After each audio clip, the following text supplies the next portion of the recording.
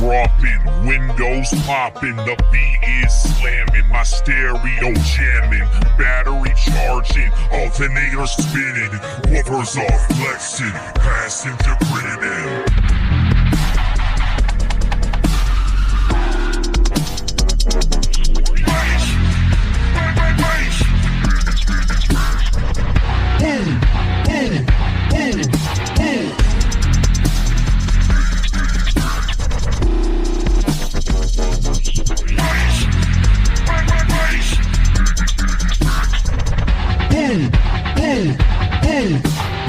Wheels are rolling, paint is shining, power is flowing, amplifier blowing, heart is beating, bass is thumping, pressure is rising, window is jumping.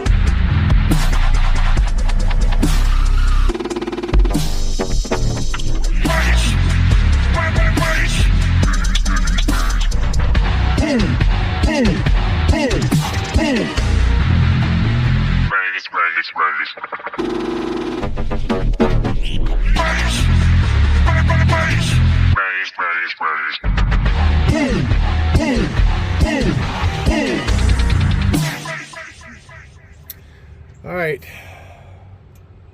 I've got the touch-up paint done around the rings, around the cutouts. I want to try to limit how much bed liner I put there so that the drivers can seal. I don't think they'll have a problem sealing on the bed liner, but just in case.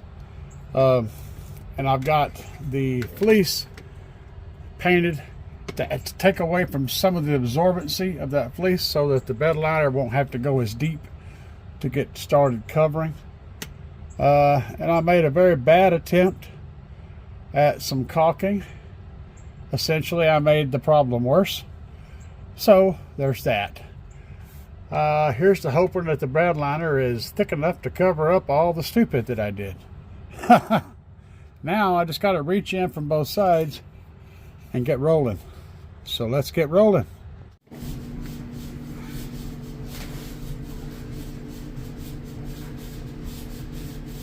I don't know about these little metal clip things. That's something new. Well, they fly well. Dropping that bass at the boom, boom, boom.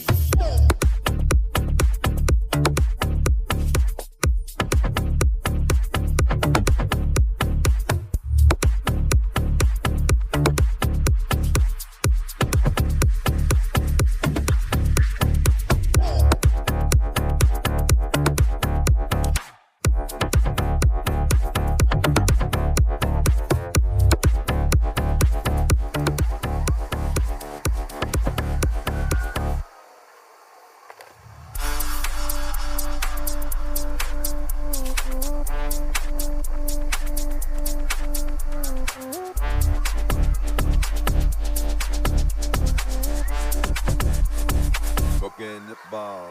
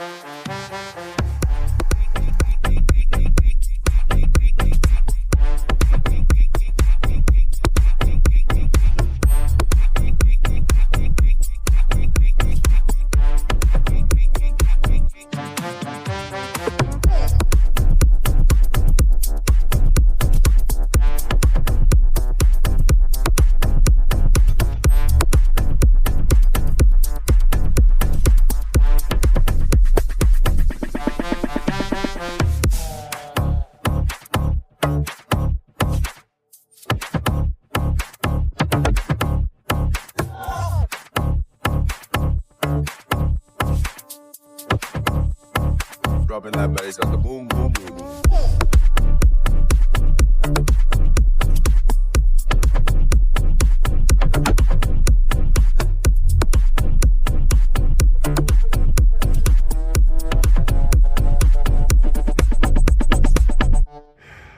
All right, so I used up what was left of my pan, just giving a light base coat to that wall so it would be easier for the second coat to get coverage. But inside is looking interesting. There's a lot of things I learned about bed liner and about fleece. One of those things is you got to put a lot of bed liner in that fleece, and I got a bunch in there now. I'm gonna let that sit, and it should, once it sits up, it should make it so that I can get a good coat on it next time. But I had to really pack it in there. It wasn't easy, guys. So I do like the surface and the texture, and I do like the solidness this is going to bring to everything. But let me tell you, applying this is messy. I mean messy. So yeah, messy. I made messes all over the place. Now this side's covered a little bit better than the other side. Again, I was just using up what bed liner I had left in my tray. I got that kind of covered, except for the brush part. I didn't have the brush handy, so I didn't get the brush part. I should have. I'm gonna wish I had of later. The other side has less coverage, but I got enough on there that I think it'll be easier to do the second coat whenever I do it. Now the inside is very much coated, and I didn't coat all of that up there yet. I'm going to, but my next trip through here I'm going to try to get a good finish coat. See those the felt, that's yeah, it holds a lot of material, and so hopefully between that and the paint that I put on it, by the next time I do a coat, I'll be able to get more coverage. I think so. It'll dry and harden and create a surface that I can actually get this stuff on. It is forgiving for like paint runs and smears and things. It's got enough texture that you can cover up a whole lot of stuff. You see, it almost covers up those screws, those panhead screws. You can see it right there. You can see one right there in the middle of the screen. There, it almost covers those up. So it's got a lot of thickness to it. So yeah, we are getting somewhere. Okay, so takeaways. Doing something you've never done before without any instruction can often be kind of disastrous. But that doesn't mean it's a loss, because if you learn from all your mistakes, then you grow as a person. And I'm going to tell you guys, I grew a lot today. A lot. Relying on knowledge that I had from other sectors helped, but this stuff is a whole different beast. For one, it is not water soluble, so when you put it on, you get it on your hands, you're going to be wearing it for a while. It does not wash off easy. It's probably going to have to wear off. So a takeaway is you might want to put on a pair of gloves before, especially if you're going to be brushing this stuff on and getting your hand all up in it, because it is sticky. Whatever you put it on, it's going to stay on. That's kind of its job, right? That's what it does. But that means any rollers, brushes, pans, trays, tables, anything that you put it on, clothes, it's there. The stuff is there. It's very, very, very sticky, and it's very there.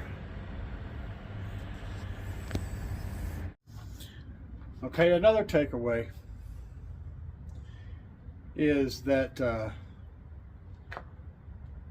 a gallon is way more than what you're going to need for what I'm doing.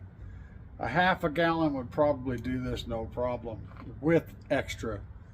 That's allowing for mistakes and all kind of stuff. So you're gonna, if you get a gallon, you're gonna have material left over. which is fine. Just know that it's going to be left over. You could always use it in other projects. I mean, the stuff is paintable, so you could put it on whatever color you want and then paint over it. I just chose to go with the color that I wanted to start with. And honestly, it's fine.